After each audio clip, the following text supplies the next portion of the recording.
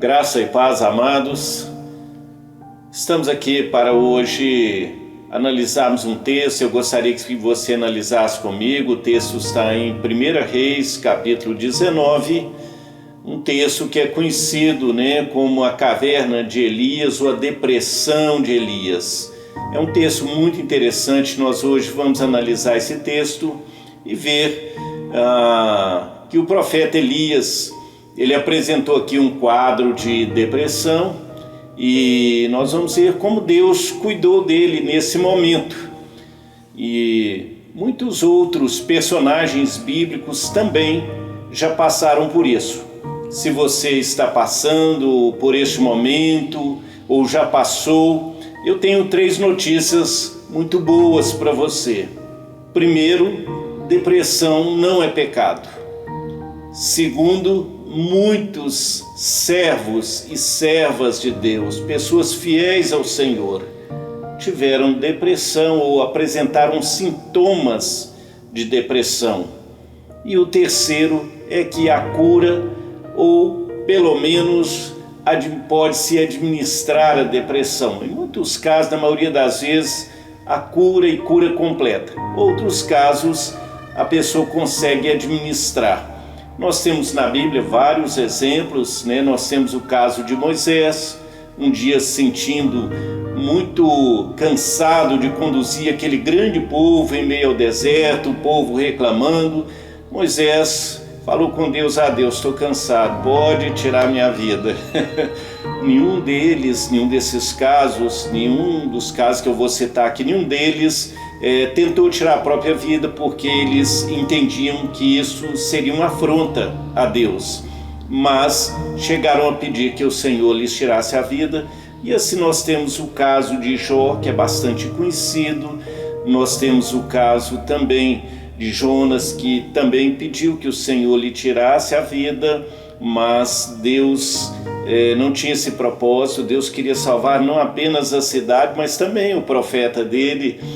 Jonas é um caso atípico, que já era uma pessoa considerada melancólica e com uma tendência a ser depressivo. Nós temos alguns sintomas também, porque há vários tipos de depressão e vários sintomas, alguns mais agudos, E nós temos o caso de Ana, a mãe do profeta Samuel. Logo no início de 1 Samuel, a Bíblia diz que em um determinado momento da vida dela, ela só chorava, não comia. Nós temos também o caso de Jeremias, que também pediu também para que o Senhor tirasse a vida dele.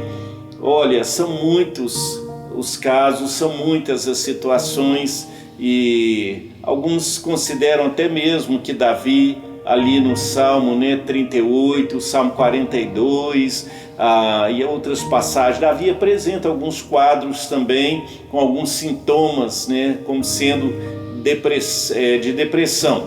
Então são muitas as situações, mas hoje quero pensar com você e considerar com você a vida e a história do profeta Elias nesse momento aqui de 1 Reis, capítulo 19. Inicialmente, eu gostaria que a gente pensasse e você soubesse que o nome do profeta Elias significa "o Senhor é Deus". Esse é o significado do nome Elias. E o profeta Elias foi um profeta que foi de grande destaque, inclusive no Novo Testamento, no momento da transfiguração de Jesus ali no monte. O profeta Elias aparece juntamente com Moisés ao lado de Jesus ali naquela transfiguração. Elias também é tido como um dos maiores exemplos de oração e de um homem poderoso na oração.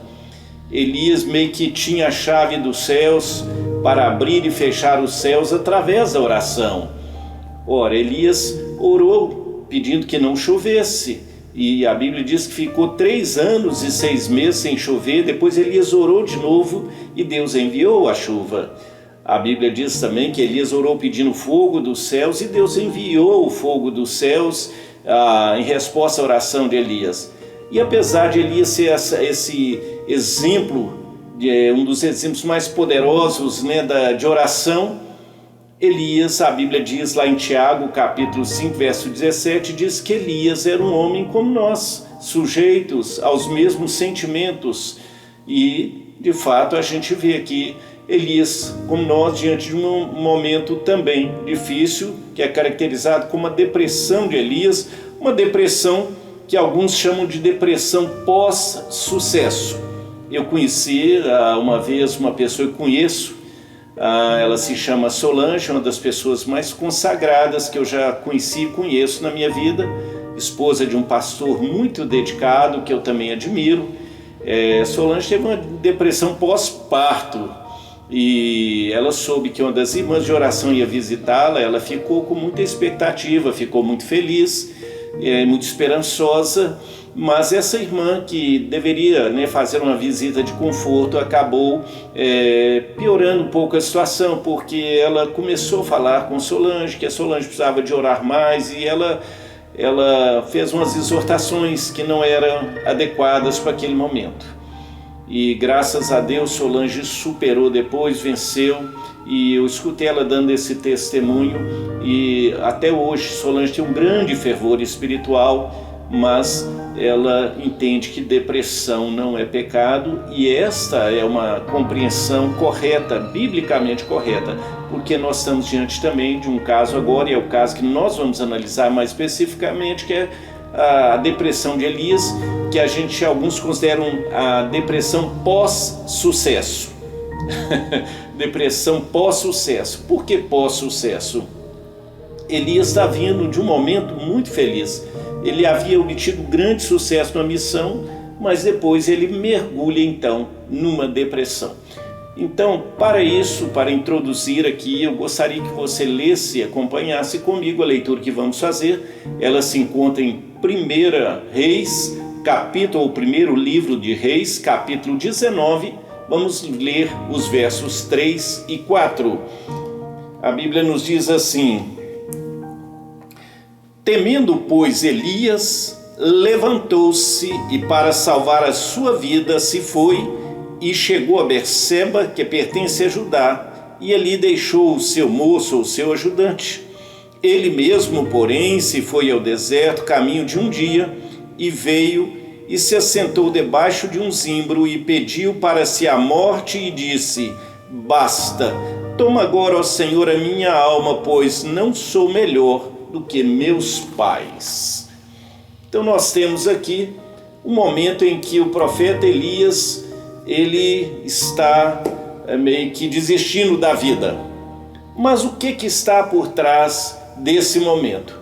No capítulo anterior, no capítulo 18, há um momento em que Elias faz um grande desafio a Israel e ao rei de Israel, que é o rei Acabe. Deus levantou Elias para combater o chamado baalismo em Israel. Ora, essa entidade, ou esse deus pagão chamado Baal, era uma idolatria que estava se adentrando em Israel. E Deus levantou o profeta Elias para combater o baalismo. E o povo estava servindo a Deus, mas também servindo a Baal. Havia uma ambivalência religiosa ali em Israel. E o profeta Elias, então, nesse sentido, primeiramente ele ora para que não haja chuva. E por que Elias faz isso?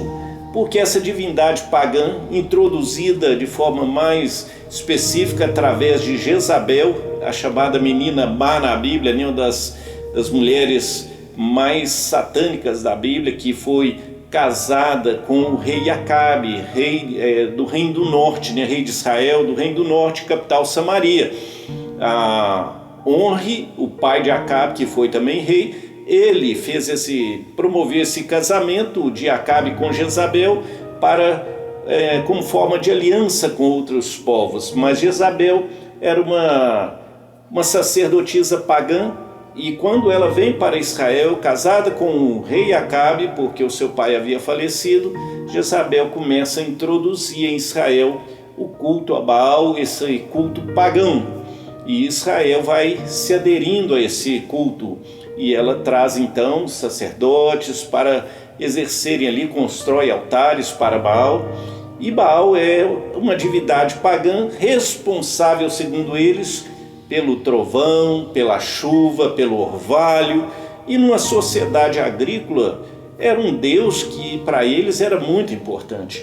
Então Israel começa a abraçar essa divindade. E como era o deus da chuva, do orvalho, Elias ora para que não haja chuva.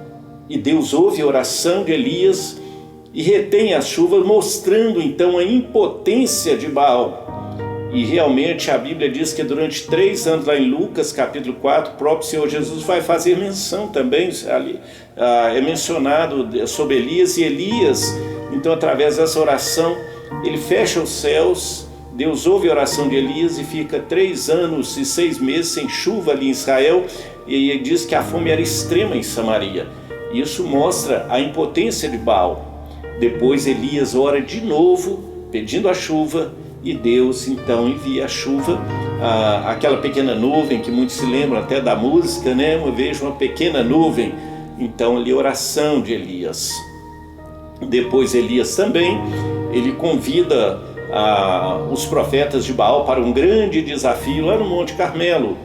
E reúne-se ali 450 profetas de Baal. E Elias faz um desafio, fala, olha, o Deus, vocês estão em dúvida, fala com Israel, vocês estão com dúvida, qual Deus vocês vão servir, se Baal é Deus, se o Senhor é Deus.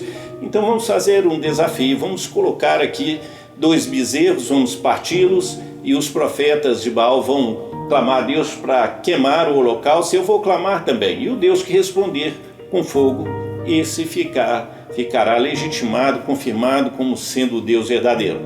E então os profetas de Baal, eles então partem, né? Matam esse bezerro e partem os pedaços, colocam sobre a madeira no altar e começam a clamar, clamar, clamar. E Elias até zomba deles nesse momento, fala, clama mais alto, talvez ele está ocupado, talvez ele está dormindo, mas não aconteceu nada. Inclusive ali nos mostra um pouco do que era o ritual do culto a Baal. Ali inclusive é o momento em que aqueles sacerdotes começam a se cortar, né, com as lanças para chamar a atenção de Baal, mas não houve nenhuma resposta, mostrando que Baal ou não existia ou era impotente.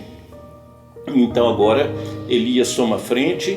A Bíblia diz que Elias primeiro ele conserta o altar, isso é importante no sentido espiritual também, e Elias agora clama a Deus e diz, olha Deus, eu quero que eles vejam que eu estou obedecendo ao Senhor e que eles vejam que o Senhor é Deus, que é o nome exatamente de Elias, parece colocado exatamente nesse sentido, né, de confrontar ao ídolo.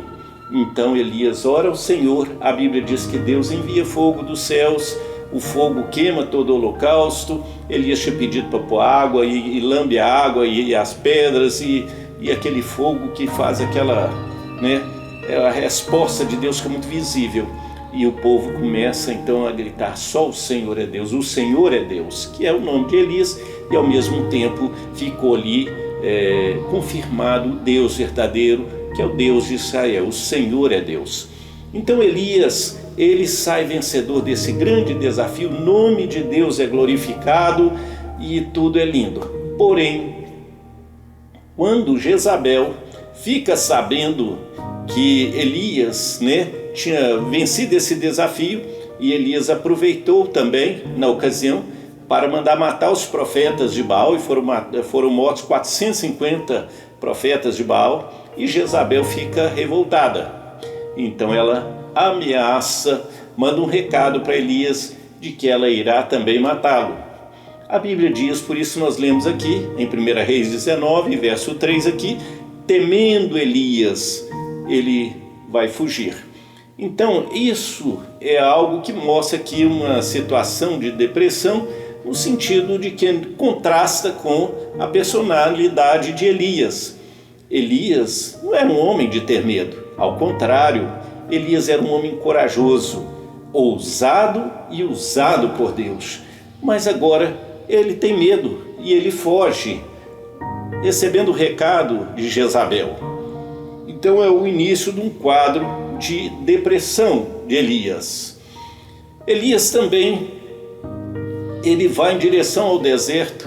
Quem em sã consciência vai procurar o deserto? As pessoas querem sair do deserto e Elias está indo para o deserto. Também é um sinal, um sintoma de depressão. As pessoas no estado de depressão, elas geralmente procuram se isolar e elas têm umas atitudes assim de isolamento. E a Bíblia diz aqui que Elias ali, ele senta debaixo de um zimbro, que é um arbusto que crescia até 3 metros, tinha arbusto do deserto, né? Crescia até 3 metros, tinha galhos finos e folhas pequenas e flores perfumadas. Elias senta debaixo desse zimbro e pede a Deus que ponha fim à sua vida. E depois Elias deita e dorme.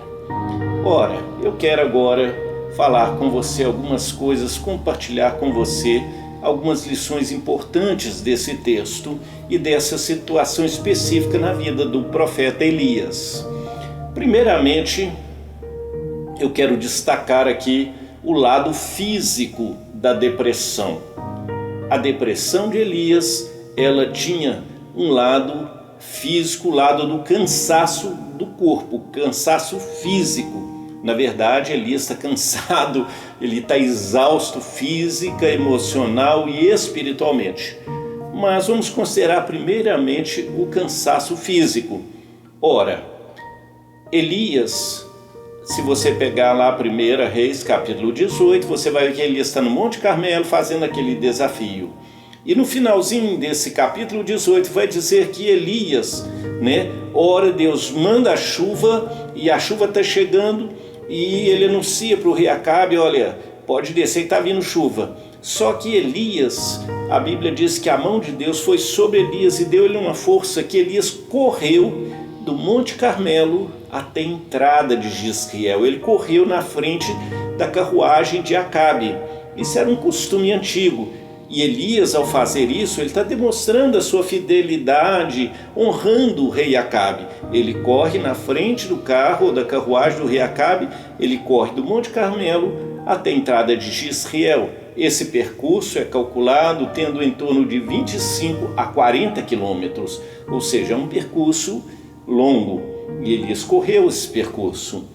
Depois, logo em seguida, quando Jezabel fica sabendo de que os profetas de Baal foram mortos, ela manda um recado ameaçando Elias, e Elias agora vai fugir.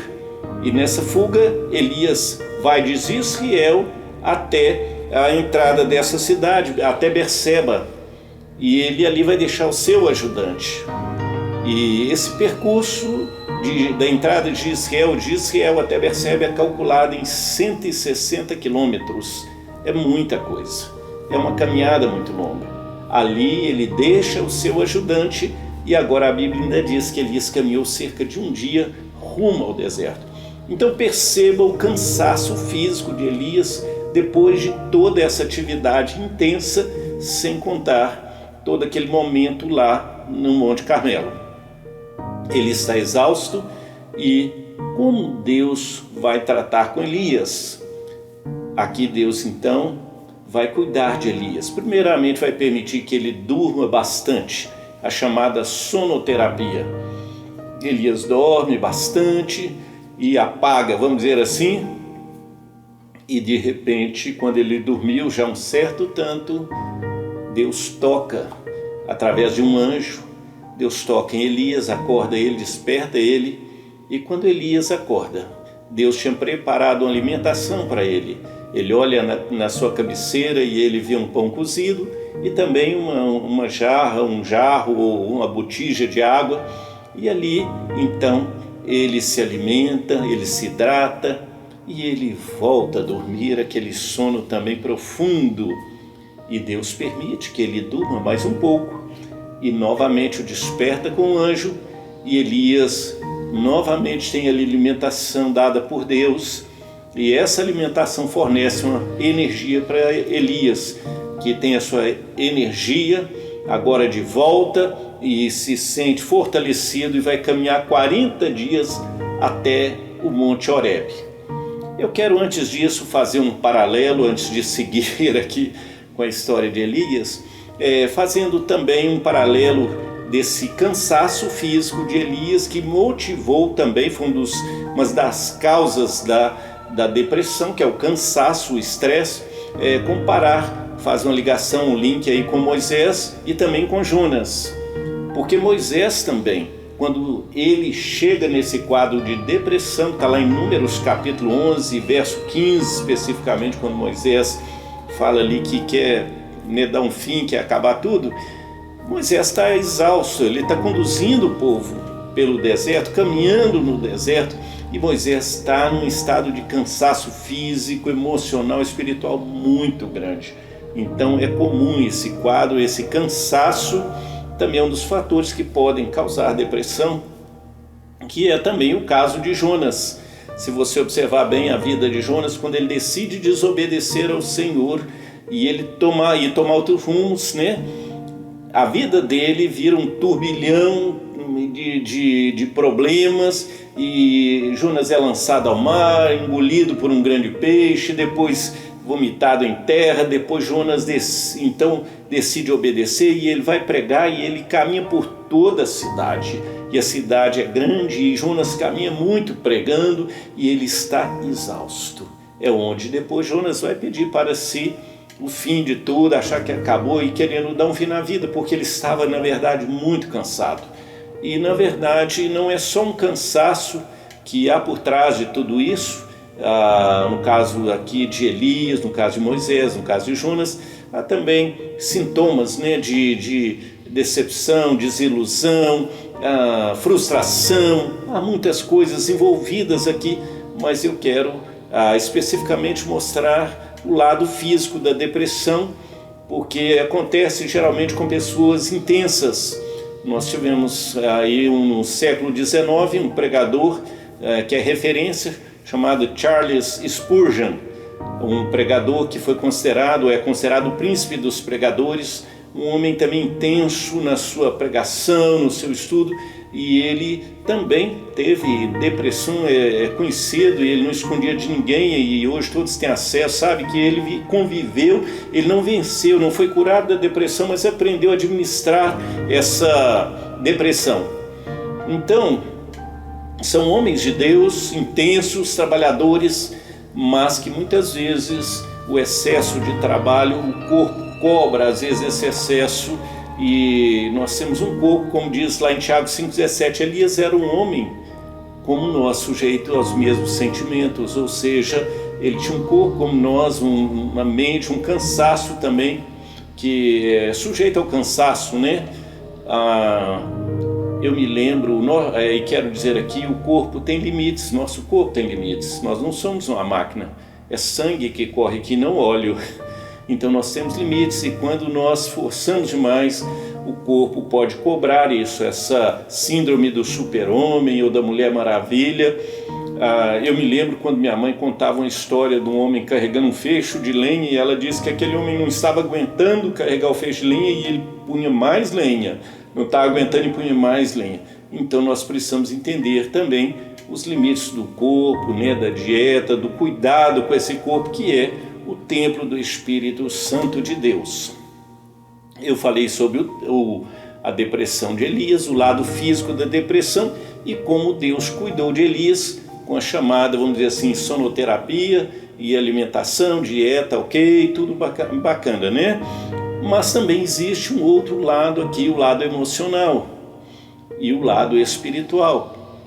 O profeta Elias estava exausto também, e emocionalmente ele estava frustrado, tudo aquilo havia mexido muito com o seu emocional. E como Deus vai tratar esse lado na vida do profeta Elias? Então a Bíblia diz que Elias, agora sim dando seguimento, ele depois daquela comida que Deus o fortaleceu, ele andou 40 dias e 40 noites e foi até Horebe. Horebe aqui é uma montanha muito importante nesse contexto. Na verdade, Horebe e Sinai é a mesma montanha. Horebe, o Monte Horebe ou o Sinai é a mesma montanha.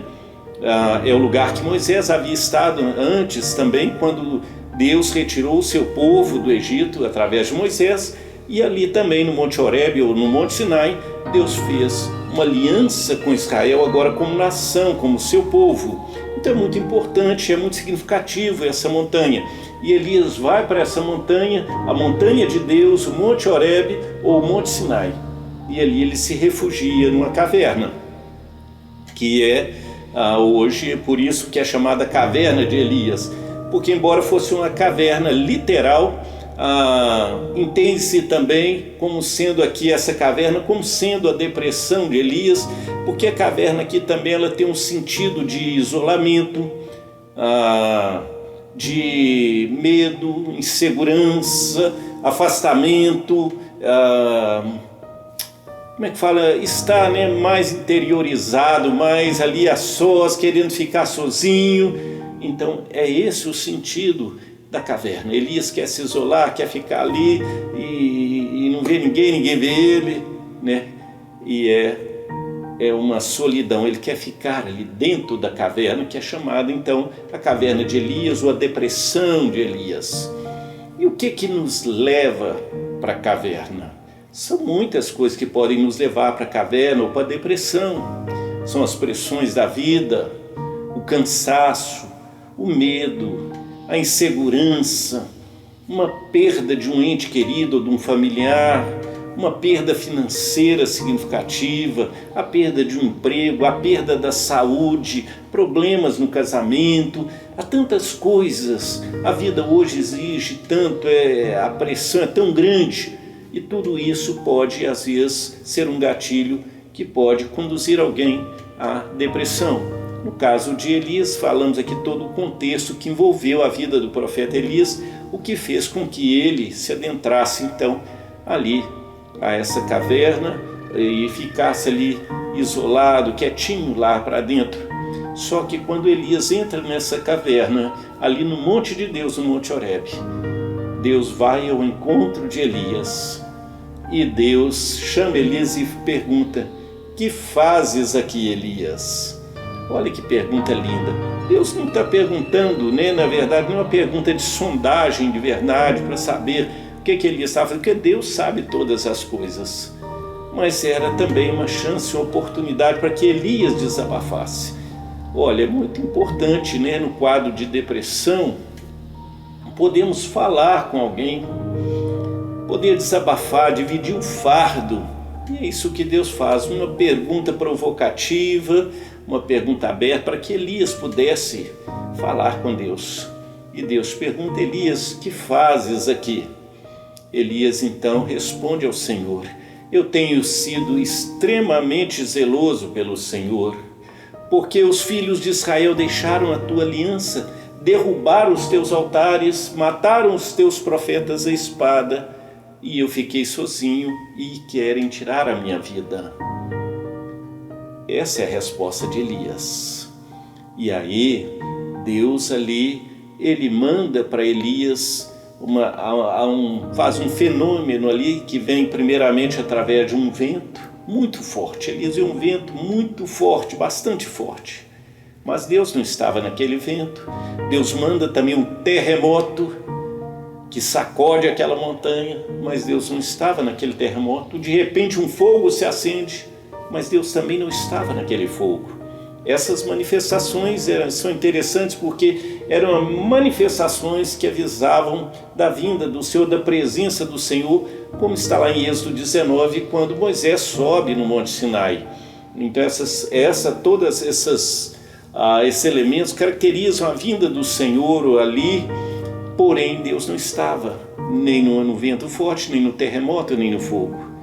Mas de repente vem uma brisa suave. E ali Elias ouve uma voz, que é Deus falando com ele: que fazes aqui, Elias? Deus está naquela brisa suave. Deus não estava nem no vento forte, nem no terremoto, nem no fogo, mas ele estava ali naquela brisa suave. O que isso quer dizer? Isso quer dizer que Deus estava trabalhando em silêncio, às vezes de forma quase imperceptível em Israel. E Deus pergunta: que faz aqui, Elias? Mais uma vez. E Elias repete de novo a sua resposta: Ah, Senhor, eu tenho sido extremamente zeloso pelo Senhor, porque os filhos de Israel deixaram a tua aliança, derrubaram os teus altares, mataram os teus profetas à espada. Eu fiquei sozinho e querem tirar a minha vida. Então, Deus ouve Elias e agora sim o Senhor vai dar uma direção, uma solução para o seu profeta. E Deus fala com Elias: Elias, você vai fazer o seguinte, você vai voltar agora, no sentido Damasco, você vai voltar, você vai ungir a Azael como rei da Síria. Você vai ungir a Jeú como rei de Israel no lugar de Acabe.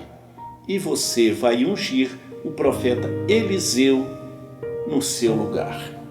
Aquele que escapar da espada de Azael, Jeú matará. O que escapar da espada de Jeú, Eliseu matará. Deus está falando de um trabalho que ele começou através do profeta Elias, a combater o baalismo ou o culto idólatra. E aquele que permanecesse ali servindo a Baal, ele seria morto. Deus, que estava à frente dessa missão de acabar com aquela idolatria.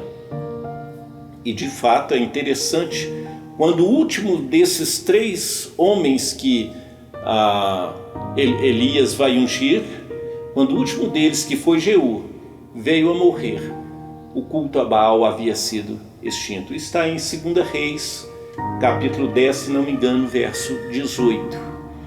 Olha como Deus é maravilhoso. E Deus então proveu ali para Elias um substituto. Nesse momento, nem sempre Deus faz a substituição, mas nesse momento o Senhor fez a substituição, dando folga para Elias. Olha, você vai colocar no seu lugar o profeta Eliseu.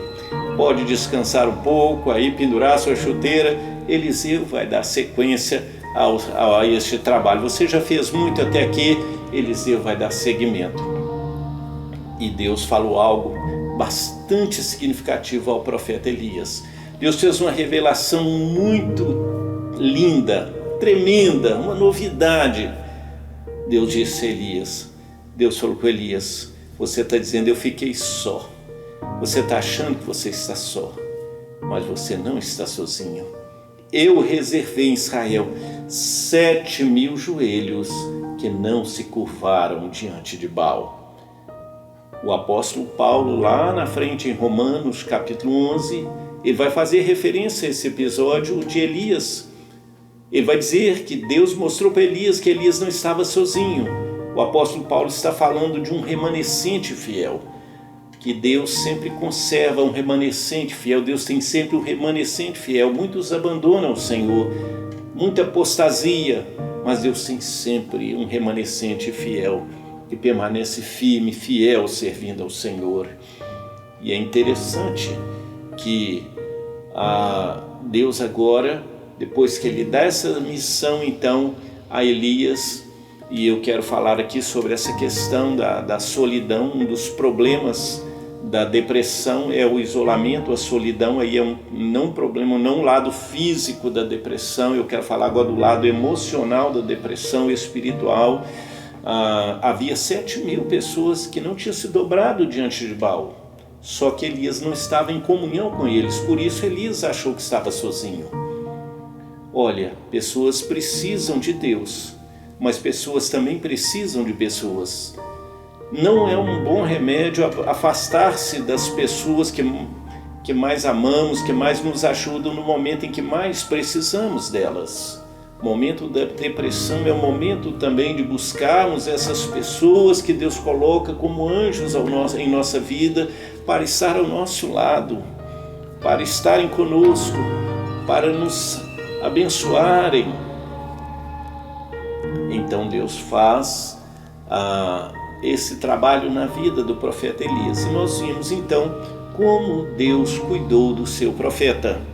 E eu quero encerrar essa análise da vida de Elias com uma conclusão interessante. Veja bem, Jezabel, aquela mulher má, que ameaçou o profeta Elias, causou todo aquele terror na vida de Elias. Ela ameaçou matar o profeta Elias. E na verdade Jezabel foi morta, atropelada pelo carro de Jeú. Ela morreu atropelada pelo carro de Jeú. Esse foi o fim de Jezabel. Mas eu quero chamar a sua atenção para Elias. Elias não morreu. A Bíblia diz que enquanto Elias caminhava com Eliseu, Deus tomou Elias. A Bíblia diz que Deus levou Elias para os céus. Elias subiu para os céus numa carruagem de fogo, carro de cavalo de fogo, como que de um redemoinho. Elias foi levado aos céus. Ele não viu a morte. Que coisa linda! Deus recolheu ali o seu profeta que se manteve fiel, que foi zeloso pelo Senhor. Como Deus honra aqueles que lhe são fiéis. Como Deus abençoa aqueles que fazem o bem, aqueles que procuram bem. E aí eu quero encerrar falando com você que além todos esses personagens que eu citei que tiveram depressão, houve também o apóstolo Paulo, lá em 2 Coríntios 1:8, ele fala que, olha irmãos, eu não quero que vocês ignorem que aquela provação que tivemos lá na Ásia foi tão grande, foi acima do que podíamos suportar, ao ponto de desesperarmos da vida, considerado também um sintoma de depressão. E para encerrar, eu quero citar o caso do nosso mestre, o Senhor Jesus. Está lá em Mateus 26, quando Jesus estava no Getsêmani, sabendo a crucificação e tudo que iria acontecer pela frente. Ele disse aos discípulos: a minha alma está triste até a morte. Então alguns dizem também que foi um sintoma de depressão. O Senhor Jesus passou um momento de grande aflição. A Bíblia diz que o seu suor se tornou como gotas de sangue, tal foi a aflição experimentada pelo Senhor Jesus. O Senhor Jesus sabe o que eu estou passando, sabe o que você está passando. Em Isaías 53, a Bíblia diz que ele é um homem de dores, apresenta Jesus como sendo um homem de dores.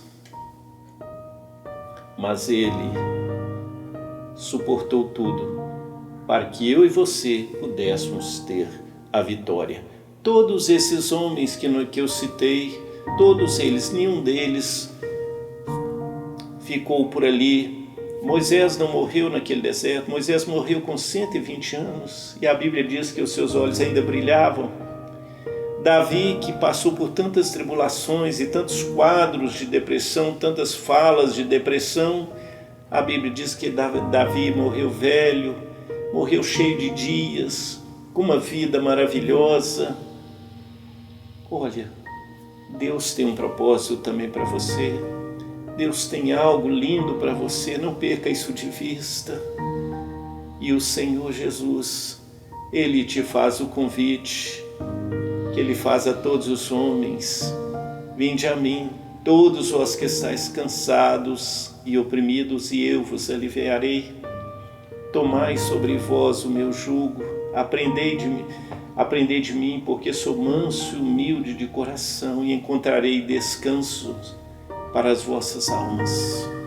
Venha descansar no Senhor Jesus. Entregue o seu fardo ao Senhor Jesus. Confie no Senhor Jesus. Descanse no Senhor Jesus. Que Deus te abençoe. Que Deus te fortaleça. Que Deus traga encorajamento, renove as suas forças, que Deus renove a sua esperança, a sua fé. Que a fé é uma âncora, né? Que nós colocamos ali no Senhor, sabendo que essa tempestade também vai passar e dias melhores virão. Que Deus o abençoe, que Deus te abençoe rica e infinitamente. Que a graça do Senhor seja sobre a sua vida, te dê paz e te dê vitória. No nome de Jesus. Amém.